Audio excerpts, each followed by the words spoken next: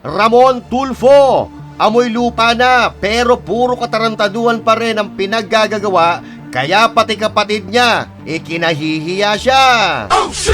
Ramon, nakakasakit ka na. Hindi sa amin. Nahihiya yung ibang mga utol mo sa Senado. Naku po, ikinahihiya ka ng kapatid mo. Sino nga ba si Madam L na tinaguri ang flood control queen at nagdudoktor di umano ng mga proyekto? Aha! Sana namang bagong pangalan na ang lumutang sa lumalawak na flood control scandal. Ayon kay dating DPWH Engineer Bryce Hernandez, may isa raw alias Madam L na siyang nagdodoktor sa bidding process ng mga proyekto. At kilalanin ang mga tunay na destabilizers ng gobyerno. Sila ang nagpapabagsak sa bansang ito. Kung matatalino po kayo, you will analyze at malalaman ninyo na totoo po ang sinasabi natin ito. At ang sabi dyan, Tulfo, binabantayan ng mga Pilipino. So tulad ng dati nating sinasabi, mga kababayan, na may mga kanya-kanya po silang toka sa administrasyon ni Marcos Jr. Meron pong strategist, merong leader, merong financier, merong attacker, merong destroyer, merong defender, mayroong executioner at kung ano-ano pa. Pag-uusapan po natin lahat ng yan maya-maya lang, mga kababayan.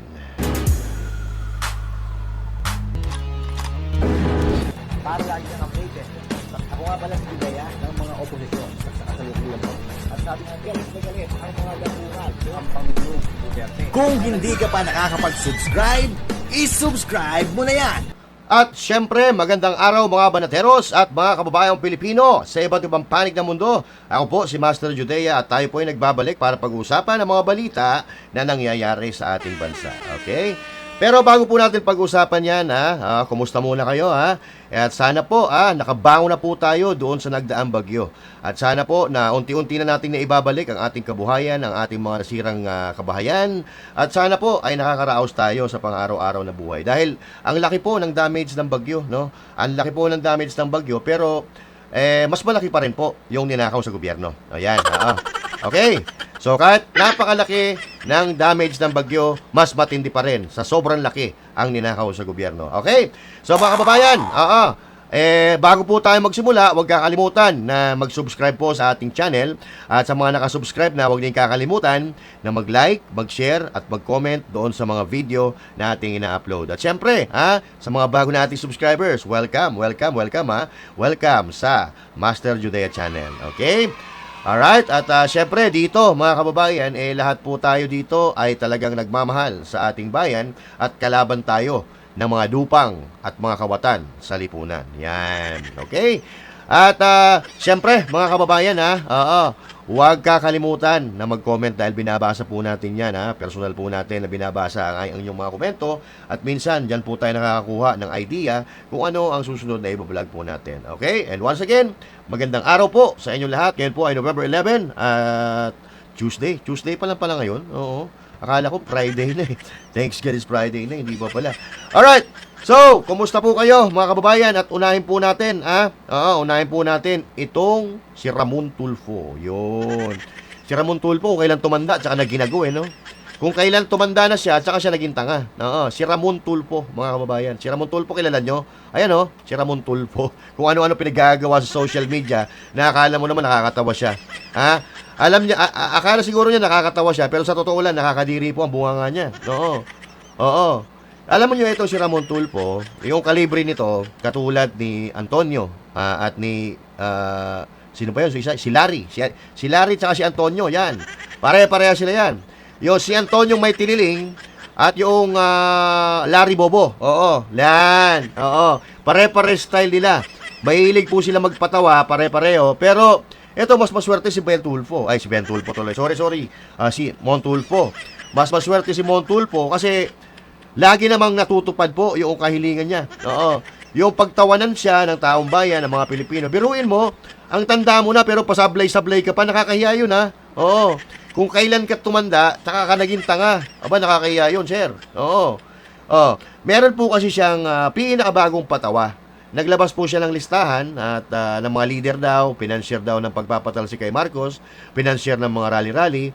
At ang financier daw po dito ay walang iba kundi si Chavit Singson, si Pulong Duterte at si VP Sara Duterte. Ang galing, no? Mukhang praning siya. Oo. Akala niya siguro may mapapaniwala pa siya. Yung mga patangat-tangang mga loyalista na hanggang ngayon sumusuporta pa rin at bilib na bilib pa rin kay Marcos Jr. na patanga-tanga na nga ang ginagawa, yun ang mapapaniwala niya. Oo. Pero sana, Tulfo, magdilang anghel ka doon sa pagpapatalsik, ha? Pero hindi po yun, ha? Hindi po yun kasi ang purpose ng mga rally. Ang purpose doon ay panagutin po ang mga kawatan at mastermind sa pagnanakaw sa kaban ng bayan. Oo. Pero may sagot po si Kong Pulong doon sa sinabi niya. Ang sabi kasi ni Tulfo, mga kababayan, yan, no, sa screen, naglabas siya ng mga listahan, ayan. Tapos, ang sabi niya, wag niyo akong tanungin kung saan ko nakuha ang impormasyon. Hindi ko sasabihin kahit pitpitin niyo pa ang bayag ko. Oo, may bayag pala to. Akala ko walang bayag to, Oo, kasi Claudine Barreto, binanatan to, parang hindi, lupasay siya, Oo. Pero ito po, may sagot po si Representative Paulo Duterte, no. Basahin po natin ang sagot niya, On Ramon Tulfo's so-called destabilization list, this guy must be really proud of his imagination. It's the only thing working harder than its sense of journalism if the so-called list is his version of insider intelligence. May intelligence daw siya, Then the only thing that needs confirmation is whether he still knows the difference between fact and fiction. He claims he won't reveal his source kahit pitpitin daw bayag niya. Don't worry, nobody is interested. We're just wondering kung nga pa ba mapitpit, if there's still anything left to smash. Pitpit sa imong kaugok, wala mang itlog dong. Gibukbok ragani kaog babae, istorya no. Pag gusto mong hawakan yung bayag ng Rottweiler ko sa bahay, Dudong. Oo. This guy, grabe ito, no? This guy has made a career out of gossip package and courage. But this time, he's gone full fantasy. Name-dropping people, inventing plots, and pretending he's part of some spy thriller. Mahilig din sa movie, no? The only destabilizations happening here is in his grip on reality. As if this Bangag administration even needs a coup. It's already in the final stage of self-destruction. Malaki siguro tinatanggap nito kay Bangag. Patay, may tinatanggap ka pala. At kahit ano-ano na lang ang lumalabas sa bibig niya. Laos na nga, sinungaling pa.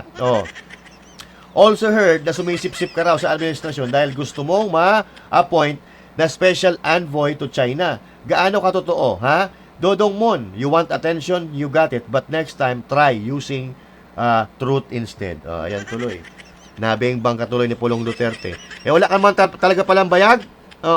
Wala ka naman daw pipit-pitin pala dyan. Sa bagay, hindi ka nakapalag kay Claudine Barreto.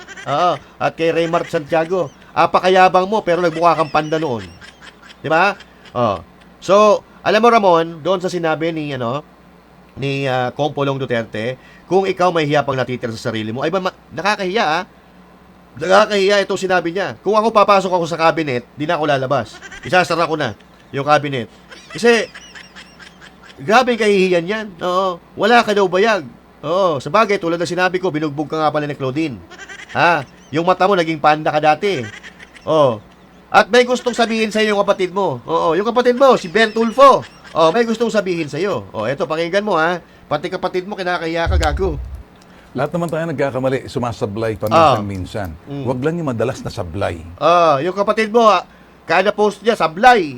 Yun ang katotohanan dyan. Si Ramon Tulfo, na kapatid mo, kada post niya ngayon, puro sablay. Dati matalino naman to Mula nang nabugbog ito ni Claudine Barreto, nasira na yung ulo. Naumpog siguro, kaya ayan.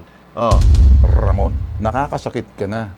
Hindi sa amin. Nahihiya yung ibang mga utol mo sa Senado. Naku po, ikinahihiya ka ng kapatid mo. Nakakahiya talaga yan. Tama yung sinabi ko.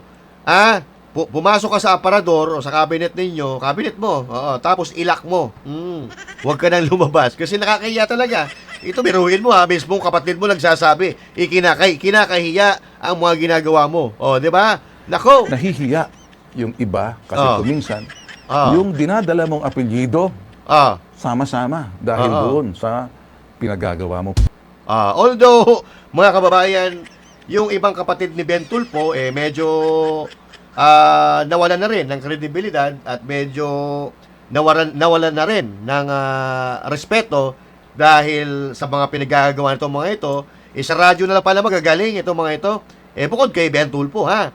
Kasi si Rapi Tulfo, putang ina, kung pagalitan niya yung mga taxi driver, yung mga kung sino-sino mga mamababang tao pag bumurahin niya, sa radyo. Pero dito, sa kawatan sa Pilipinas, putang ina, mga tahimik ang mga buwaka ng ina. Si Rapi Tulfo, tsaka si Erwin Tulfo, tahimik. Si Erwin Tulfo, medyo kumakana-kana sa korupsyon, ewan ko. Siguro, nag-iingat din sila kasi nung nakaraan, di ba? Bumibira-bira si Erwin Tulfo sa korupsyon. Linabasan siya ngayon, ng problema niya sa pagka-Pilipino. Dahil siya daw ang Amerikano. Tapos tumahimik na naman ngayon. Wala pa lang, bayag talaga ito mga ito. Lalo na si Montulfo. Ano sinabi ni Ben Tulfo? Aray ko, biruin mo, mas kapatid mo ayaw sa'yo. Doon pa lang, sa sitwasyon na yon, makikita mo kung ano talaga ang uri ng pagkatao mo, Montulfo.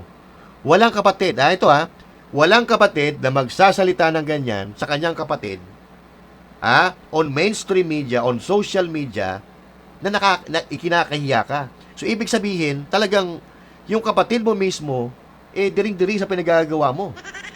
Kasi nga, sinungaling ka. Napakasinungaling mo, at mismong si Claire Castro nga, na numero 1 sinungaling din, ayaw maniwala sa'yo. Tingnan mo. Ayon po sa AFP, sa mga gintong klaseng mga sinasabi, although ito ay nasa social media, at sa kanila po, ito po ay ibinibigay na rin po sa kanilang intelligence community, iminomonitor, inaalam ang katotohanan. Hindi naman po ibig sabihin na nasabi sa social media, ito ay agad na dapat paniwalaan. So, kailangan po nilang i-validate, at sa ngayon po, ayon sa AFP, ito po ay pinamomonitor at binigay na po nila sa intelligence community nila. So, hindi kasi labat sa mga Duterte, kaya di rin siya umaayon. Pero biruin mo ito, Ramon Tulfo, kahit si Claire Castro na napakasinungaling, hindi umaayon sa kasinungalingan mo. Di ba? Nakakahiya yun. Kayo na nga dapat dalawa ang magkakaintindihan kasi parehas kayo fake news Parehas kayo sinungaling, di ba? Parehas kayo lumalamo ng mga taya at suka ninyo. Hindi pa kayo magkaintindihan, ayaw kang intindihin. Pasensya na po, pasintabi sa mga kumakain, pati si Claire Castro, nakakulay mo, kasing baho ng mga pinagsasabi mo ang lumalabas sa bunganga. Ayaw maniwala sa'yo. Diba? Ikaw, Ramon Tulfo, gusto mo pala maging envoy ng special envoy ng China, kaya nagpapasikat-sikat ka. Walang kukuha sa taong katulad mo. Hindi ka po pwedeng pa-envoy ka ng China, tapos sa isang babae lang nabablock, ayan ka. Puta, malakas ang China. Hindi doon po pwede yung pahina-hina, nakatulad mo. Puta, sinuntok ka, ni-wrestling ka, ni Claudine Barreto, bulagta ka. Tapos may gana ka pang magaganyan-ganyan sa social media. Hindi ka na nahiya. Di ba? So ito, galit na galit kay PRRD kasi tinanggal ata ito patanga-tanga. Special envoy to China ito noong panahon ni Pangulong Duterte at pagkakaalam ko tinanggal ito o nag-resign, hindi natin alam. Noong panahon na yon, himod na himod nito ni Ramon Tulfo ang puwet ni Duterte. Pero ano nangyari? Mga style nila yan dati, Rapi Tulfo, Erwin Tulfo, Ramon Tulfo, himod na himod nila puwet ni Duterte. Dati kayo magkakapatid na itinuturing nyo na si Duterte ay isang parang santo kung nyo ituring nyo. Ngayon, mga demonyo ay sinasamba nyo. Mga demonyo ang sinasamba ninyo. Kahit kailan, etong si Ramon Tulfo, sinasabi niya, si VP Sara daw Duterte, ang financier. Okay? Si Chavit, maniniwala pa ako. Kasi si Chavit Singson, si Manong Chavit Singson, vocal naman sa kanya na tutulong siya, di ba? Vocal naman sa kanya na sinasabi niya sa mga live niya na tutulong siya sa mga kabataan na magpuprotesta. Di ba? Vocal yun. Wala tayong problema yun. Pero pulong, VP Sara Duterte, nag-hallucinate ka talaga. Ramon Tulfo. Kilala mo ang mga Duterte. Kahit kailan, hindi sila nagbabayad ng supporters. Tanga. Hindi nga sila nagbo-vote buying tapos paparatangan mo na nagpipinance ng destabilization. Abay, kung gusto magpresidente ni VP Sara Duterte, noon pa sana. Noon pa sana na alam natin na mananalo siya nung hinihimod-himod pa ninyo yung mga puwet nila ng mga Duterte. 'Di ba? magpa-fund ng destabilization sa gobyerno. My God, Ramon Tulfo, where the hell are you getting those information na wala kang maipakitang resibo? Kahit ako, kaya ko magbigay ng pangalan eh.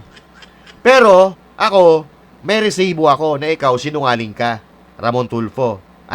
Eto, pakinggan mo. Inaresto ng Manila Police District ang broadcaster at kolumnista na si Ramon Tulfo Jr. Yan ang resibo, Ramon Tulfo. Putang inaray ko. Sinungaling ka talaga. Tadtad ka ng kasong libelo. Biruin mo bago ka maaresto.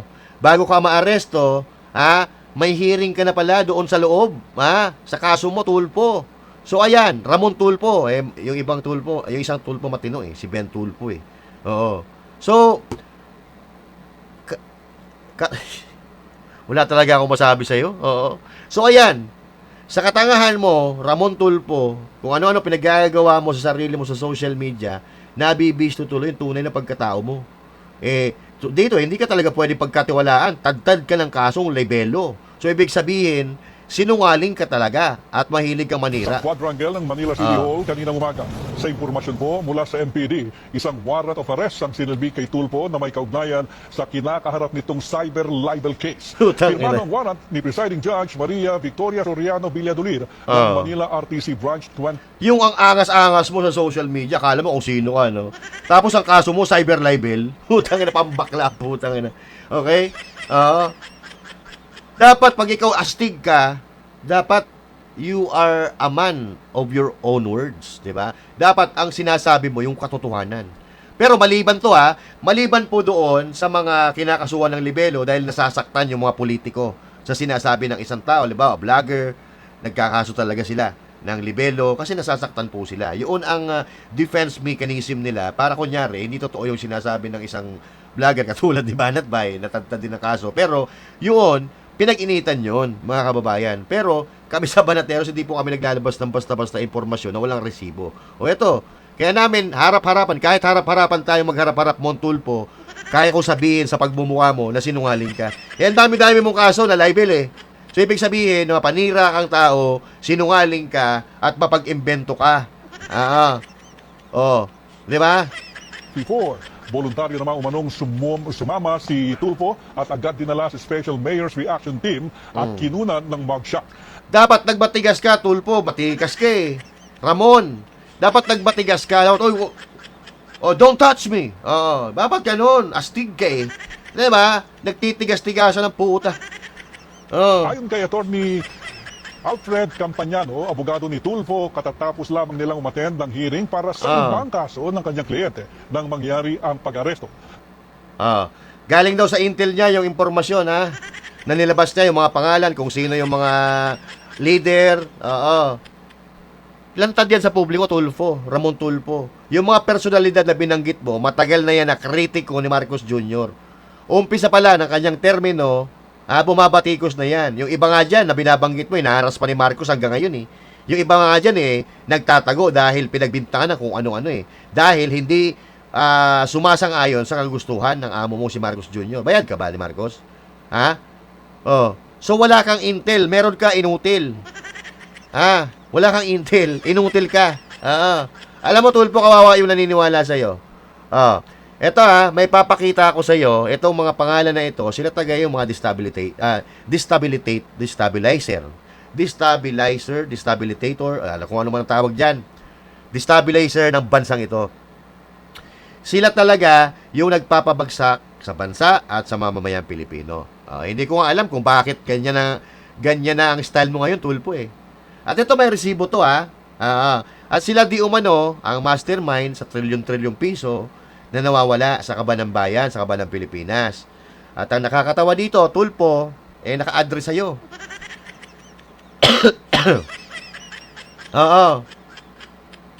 So ito mga kababayan, let me present to you the names of the personalities na dahilan ng pagkalugmok ng Pilipinas. Sila po yung mga nagsasabuatan para ibaon sa kahirapan ang Pilipinas at ang mamamayang Pilipino. Sila din po ang dahilan kung bakit marami sa ating mga kababayan ang namamatay sa baha dahil sila po ang mga masterminds at sila po ang may kagagawan ng pagkawala ng pera ng bayan at pagkakaroon ng ating mga substandard na project at meron pa nga ghost flood control or ghost project pa. Ladies and gentlemen, let's welcome the masterminds. Ano po ang nakalagay dito, mga kababayan? Ito po, nakapost po ito sa iba't ibang platform sa social media. At sa pagkakataon ito, nakuha po natin yan. Listahan na yan sa isang YouTube account. Yan, nakakita nyo naman po sa screen. At ang sabi po dyan, Tulfo, binabantayan ng taong bayan ang mga sumusunod na mga mastermind ng mga kawatan sa trilyon-trilyong piso na pera ng taong bayan. O, yan po, yung naka-bold na letters, pinasa po natin. And now, mga kababayan, I want to address sa ating manonood. Let me activate your intelligence. Let me activate your analyzation skills, and let's see kung matatalino ba talaga ang mga Pilipino. Okay? Kung matatalino po kayo, you will analyze at malalaman ninyo na totoo po ang sinasabi natin ito. At ang sabi dyan, Tulfo, binabantayan ng mga Pilipino. So tulad ng dati nating sinasabi, mga kababayan, na may mga kanya-kanya po silang toka sa administrasyon ni Marcos Jr.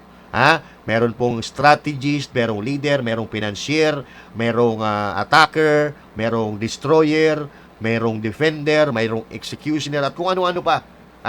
At kung ano-ano pa na mga toka na mga inuutusan nila para maisakatuparan kung ano talaga ang gusto nila na mangyari sa bansang Pilipinas at doon sa mga kalaban nila sa politika. Okay. So, basahin po natin ang mga pangalan kung sino-sino po ang mga nandito. Ayan, nakuha po natin yan sa YouTube.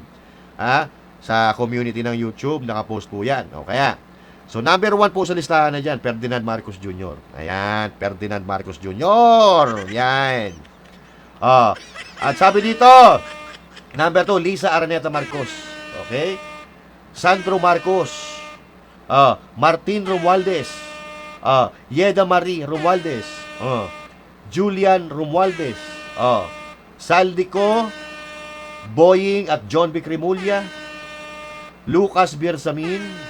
Claire Castro, Risa Hontiveros, Tito Soto, ayan, Ping Lacson, okay, Loren Legarda, Rafi Tulfo, Jervil Luistro, JJ Suarez, Dong Gonzales, Rods Gutierrez, Jude Alcidre, Edwin Garjola, Benny Abante, Terry Ridon, Ace Barbers, Dan Fernandez, si Alonto Adjong, Paulo Ortega, Antonio Trillanes. Ito pa. Akbayan Party List, Percy Sindenya. Kabataan Party List, Rene Co. ACT Teachers, Antonio Tinio.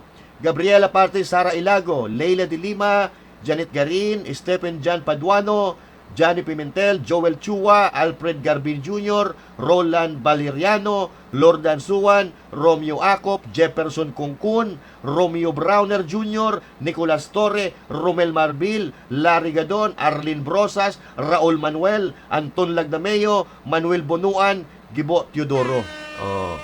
So yan po, mga kababayan, ang tunay na nagpahirap sa bansang Pilipinas. Etong si Saldico, siya po yung itinuturing dito na financier, di ba? Tsaka si Martin Romualdez. Ang defender naman nila, Boying Rimulya, John B. Rimulya. Kasi nililihis nila. Nasa ombudsman, DILG. Mga pangyarihan yung mga yan. Meron pa, ba sinabi natin kanina, strategist. Kung sino, yung mga abogado nila. Kung ang nagsasabi o nagbibigay ng idea kung anong gagawin. Sila po yung mga, ano tawag doon? Strategist. Ang mga leader dyan, alam na natin, Ferdinand Marcos Jr., Lisa Araneta, Sandro Marcos, Martin Romualdez, ayan, yung magpipinsan at magtitsuhin. Sila po yung mga leader dyan. At sino pa? Yung mayroong mga attacker. Ang attacker nila, mga kababayan, yung mga, yung dati, yung Tricom, Quadcom, binabanatan ang mga Duterte at mga kalaban nila sa politika. Mga attacker nila, sino yung attacker? Attacker nila, katulad ni Claire Castro. So yan, ang mga gawain nila. Destroyer, si Claire Castro, mga destroyer nila yan. At yung mga vlogger na binabayaran nila, yun din ang mga destroyer, kasama sa mga destroyer, at kasama po ng ibang mga kongresista na naninira sa mga kalaban nila, katulad ni VP Sara Duterte at ng mga Duterte. Attacker, destroyer, merong executioner. Ang executioner nila ay walang iba kundi si Nicolas Torre. 'Di ba? Executioner. Siya tag-execute, siya ang humanap kay Pastor Apollo Kibuloy, siya ang nagbalasubas doon sa Kingdom of Jesus Christ at siya ang nagkidnap kay Pangulong Duterte. Si Torre. Oo. At ang kasama nila dyan, siyempre si Marbil, as a PNP chief, DILG Secretary John Vic Remulla, sila magkakasabot dyan. Kasi kung wala naman po, wala pong basbas nila, paano mangyayari yan? Lahat po yan, connect-connecta yan. Sila po dyan ang nagsasabuatan. Sino pa dito? Mga attacker. Tapos meron dito yung mga, mga puppet naman. Meron mga puppet, yung binibigyan lang. Utang ina mo, ang ingay mo. Isaksak mo dyan sa bunganga mo. Ito, 1 bilyong piso. Yan. So at iba pa, na mga congressman at personalidad na nakikinabang sa korupsyon. Ayan, sa baba. Nakikinabang sa korupsyon. Sila ang totoong destabilizer ng gobyerno. Ang kanilang krimen ay economic sabotage, plunder, crime against humanity dahil massive corruption sa flood control funds na pumatay ng daan-daang Pilipino. Kailangang makulong silang lahat ASAP. Yan. Yan po ang nakita po natin sa post. So yan po ang tunay. Yan po ang katunayan. Kailangan pa po ba natin ng ebidensya? Yung ebidensya araw-araw nyo pong kasama. Yung ebidensya araw-araw nyo kasama, yung baha. 'Di ba? Yung kahirapan. Yung mahal na bilihin. 'Di ba? Yan ang tunay na ebidensya. Walang proyekto. Walang pondo. Kaya pag walang pondo, ang mangyayari, multo ang proyekto. Dahil lahat po sila diyan magkakasabwat sa napakalaking korupsyon. So biruin mo 3 buwan, mag-4 na buwan na nag-iimbestiga, wala pa rin nalalagay sa kulungan. Putang ina, ano kalukuhan yan? Samantalang, yung matanda, nagnakaw ng mangga, yung isang binata, nagnakaw ng gatas para sa kanyang anak, yung isang bata, nagnakaw ng tinapay, ikinulong agad. Pero itong mga putang inang ito, trilyon-trilyon, bilyon-bilyon ang ninakaw sa gobyerno, pero ngayon, nasa laya pa rin. Diba? So wala na po tayong kailangang ebidensya para patunayan na itong mga pangalan na ito ay talagang mga tunay na destabilizer sa bansa. Nakipagsabatan nga sila sa mga makakaliwa, Diba? At alam naman natin na yung mga pangalan na yan kung anong ginagawa nila doon sa mga posisyon nila. Yung mga congressman, tinitibag yung mga Duterte. Diba? Yung DILG, pinapakialaman yung Davao, pinalitan ng kung sino-sino. Diba? Yung DOJ, kung ano-ano pinagagawa. At ang ombudsman ngayon, anong ginagawa? Napakasinungaling ng ombudsman. Meron na daw warrant of arrest si Senator Bato de la Rosa only to find out that ICC mismo ang nagsasabi na wala daw. Saan tayo pupunutin ito? Ginagawa nila yan para pagtakpan, malihis ang ating atensyon sa tunay na problema ng Pilipinas. Pero don't worry, mga kawatan, hindi po makakalimutan. At hanggat walang napapanagot, hindi titigil ang taong bayan. Nakaamba na nga yung malaking rally. 16, 17, 18 at meron pang rally sa 30. Yung 30 na rally, hindi ko alam kung ano yun kasi may mga makakalawang grupo dun eh. Diba? Eto, may bago na naman na natuklasan, mga kababayan, putang ina. Mayat maya na lang, meron tayong nakukuha at nalalaman, nakatiwalian, nakatarantaduhan dito sa administrasyon ni Marcos. Na malamang sa alamang, itong impormasyon na ito, itong issue na ito, mababao naman sa limot dahil wala talaga silang balak na panagutin yung mga kawatan. Dahil ang mga kawatan, mga kaalyado rin lang nila yan. At pag may pinakulong silang isa dyan, magsasalita yan. Magsasalita yan at idadamay silang lahat. Damay-damay sila, magsasama-sama sila sa kulungan. Kaya as much as possible, wala silang dapat ipakulong dyan. Wala silang ikukulong dyan. Magtatakipan sila dyan. Ito nga, may bagong ebidensya na naman, panoorin nyo.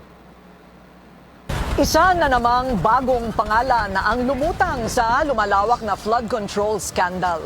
Ayon kay dating DPWH Engineer Bryce Hernandez, may isa raw alias Madam L na siyang nagdodoktor sa bidding process ng mga proyekto. Yan ang exclusive agenda report ni Hannah T. Theatrics lang ang bidding process ng flood control projects. Ayon ito kay dating DPWH Engineer Bryce Hernandez. Ayon sa kanyang salaysay sa investigasyon ng Independent Commission for Infrastructure o ICI, ginagawang teatro ang bidding para maipanalo ang napiling contractor. Kapag nakapili na raw ang kanyang dating boss at district engineer na si Henry Alcantara ng Nako. kontratistang makakakuha ng project at nakapagbigay na ito ng advanced payment, sa kanila inaayos ang bidding. May tao raw na nagsasaayos nito na kung tawagin niya ay cast director. Nako. Yan ay si Lynn Victoria Macanas, mas kilala sa kanyang circle bilang Madam L, ang CEO ng Chris Marie Builders Construction at LM Makeup and Skincare. Naku po, ayan na nga sinasabi natin, oh. Si Madam L pala ang talagang doktolero ng mga proyekto diyan sa Bulacan. Oo. Si Macanas daw ang namimili ng dalawang losing bidders na makikilahok sa bidding. Sa bersyon ni Hernandez, magbibigay ang napiling kontratista ng higit kumulang 6% ng project cost bilang SOP. Nako. 4% dito ay para sa Bulacan First District Engineering Office para sa umano'y pag-guarantee ng post-qualification at 2% naman nito ay para umano kay Macanas. Naku po, si Madam. May 2%, napakalaki niyan. Kung bilyon-bilyon, milyon-milyon ang usapan, ang 2% na yan, napakalaki niyan. Halimbawa, kung 100 million ang proyekto, nasa higit kumulang 2 million ang para kay Macanas. Nako! Sa kanyang pagharap sa Senado noon, sinabi na rin ni Hernandez na lahat ng projects ng kanilang opisina ang hindi na nasunod sa original plan, mapabuilding man, kalsada at maging classrooms, dahil may mga obligasyon daw na kailangang bayaran. Yan ang problema. Kaya po, lahat ng mga proyekto, lahat ng mga infrastruktura, giba. Bakit? Ang dami-daming porsyento na kinakaltas. Mayroon kay congressman, mayroon kay contractor, mayroon doon sa kung sino-sino pa. Putang inang napupunta sa proyekto, 30% na lang. Ano yon? Buhangin na lang, wala nang graba at walang simento. Oh. Paano mo itatayo yan? Kung hindi na kompleto yung materyales. So, malamang sa alamang, ang magiging kahinatnan niyan, ghost project. Utang ina. Bryce, sinasabi mo lahat ng proyekto ninyo substandard?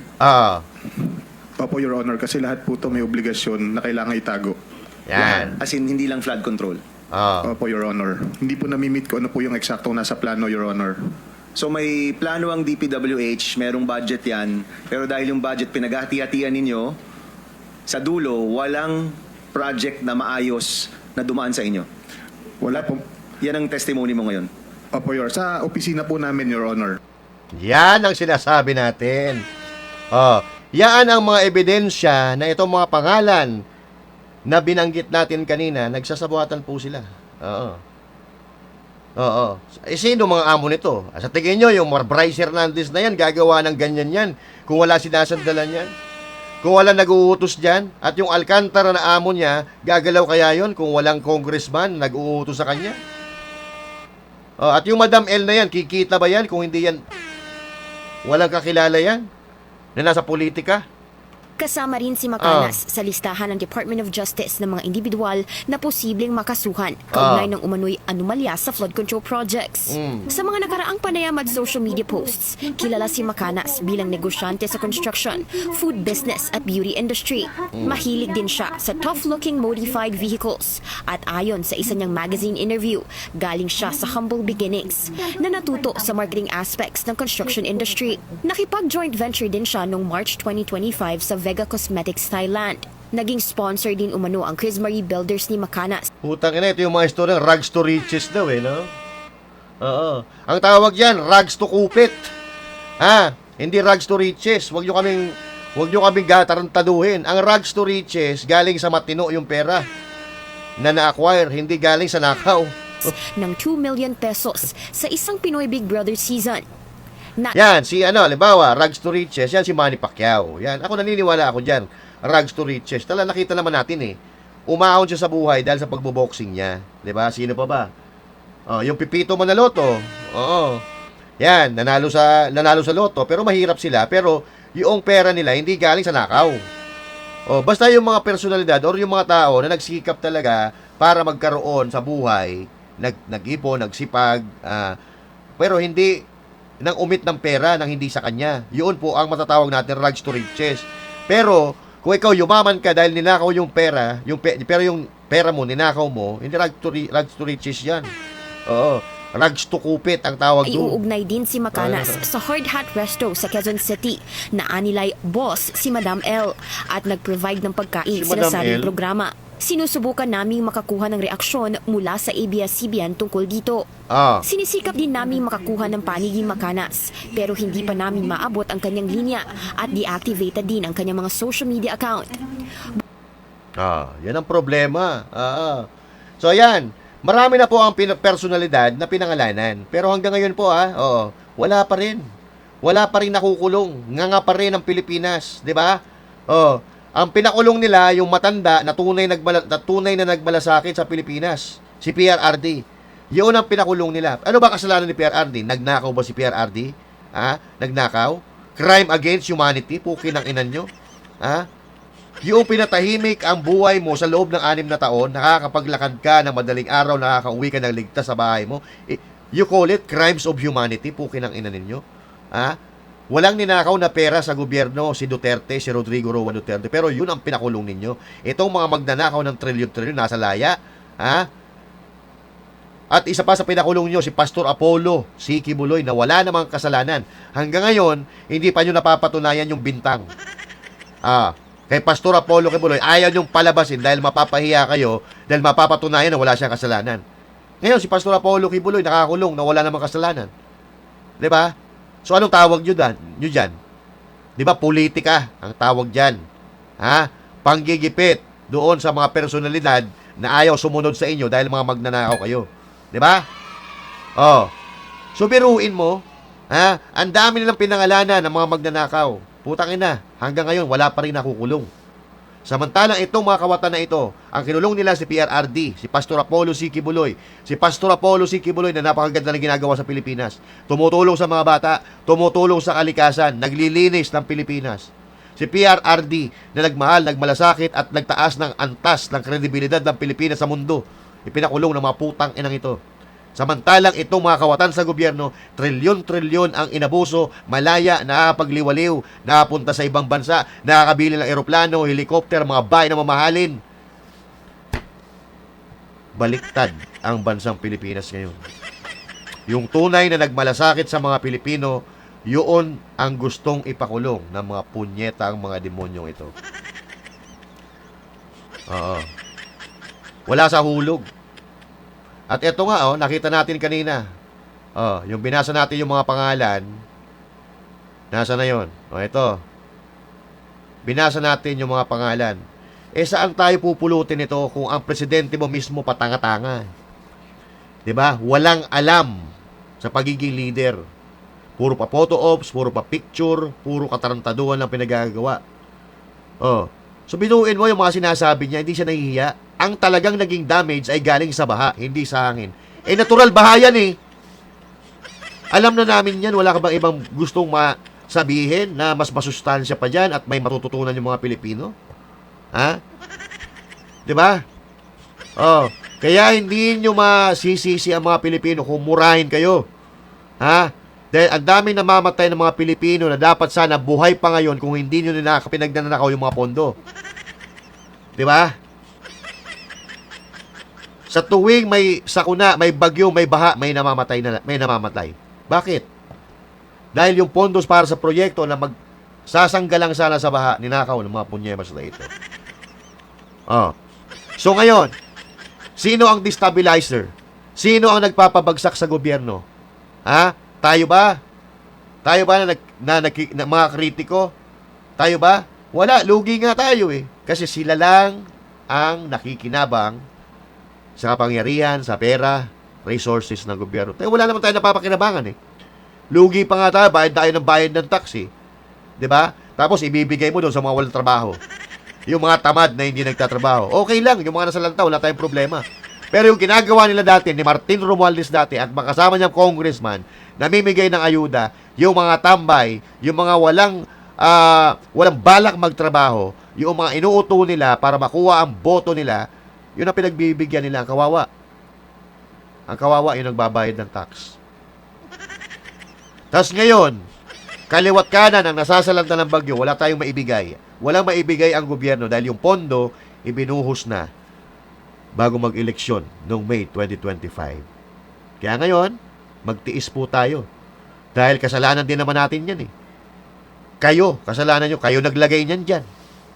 Pero sa ngayon, hindi na po natin makukuha ito. Kahit magsisihan kayo, magsisihan tayo, wala na. Kailangan natin maituwid ang bansang ito. Dahil, mga kapatid, sinasabi ko sa inyo, kung walang magnanakaw sa bansang ito, mas maganda pa sa Singapore ang bansa natin. Mas maganda pa sa Malaysia, Vietnam, Indonesia. Dahil yung mga yan, dito sa atin nag-aral yan eh. Dito nag-aral kung paano magtanim. At ngayon, bakit tayo nagkaganito? Tayo dapat ang nagtatanong ng bakit tayo nagkakaganito. Hindi yung presidente na yan. Dapat hindi siya nagtatanong kung bakit tayo nagkaganito. Dahil kung bakit tayo nagkakaganito, sila ang may kasalanan. Sila ang may kagagawan. Tapos masasaktan kayo pag nagsasalita ang mga Pilipino ng ganyan. Eh kayo may kasalanan, hindi kami. Alangan, matuwa kami sa ginagawa ninyo. 'Di ba? Ipakukulong nyo yung mabuting tao. Yung nakakatulong sa mga Pilipino. Pero yung magdanakaw ng mga tulad nyo, ha? Ano? Kaya nyo ipakulong sarili. Kung kaya nyo ipakulong sarili nyo, edi tapos ang gulo. 'Di ba? Oh. Kaya mga kababayan, may darating na rally, 16, 17, 18. Ano na ngayon? 11. So, 5 more days, magkakaroon ng rally. Doon, sama-sama tayo. Ipakita natin ang galit ng bawat isang Pilipino. Ha? Kasalanan nila to eh. Walang mangyayaring ganito kung hindi na nila tayo pinagtatartado. 'Di ba? Sila may kasalanan nito. Pero mo 3 taon, wala tayong nakita na ginawa nila. Kundi, ang pabagsakin ang mga Duterte at ang mga kritiko nila. Yun po ang nangyari. May nakita ba kayo tulay na nagawa? Wala. May nakita ba kayo airport na nagawa? Wala. May nakita ba kayo kalsada na maganda na nagawa? Wala. Oh. Ano gagawin natin? Ganito lang tayo? Ha? Kaya nga tayo nag-aalala ng mga politiko para tulungan tayo. 'Di ba? Para maganda yung kalsada na dadaanan natin, yung tulay na tatawiran natin, yung mga paliparan na sasakyan natin. Para maganda. Yung unang purpose kung bakit tayo naghahalal ng politiko. Tulungan tayo, hindi para pag nakawa tayo. Huwag ka magalit. Galit ka na naman. O sige, fire in the hole. Yan. So yan, mga kababayan, yan po ang tunay na kalagayan ng Pilipinas. Kung ikaw ay mayroong gusto sabihin, i-comment mo dyan. Oo. At pag-usapan natin yan sa ating susunod na talakayan. And again, this is Master Judaism. Thank you. God bless you all. And to God be the glory. Magandang araw po sa inyo lahat. Bye.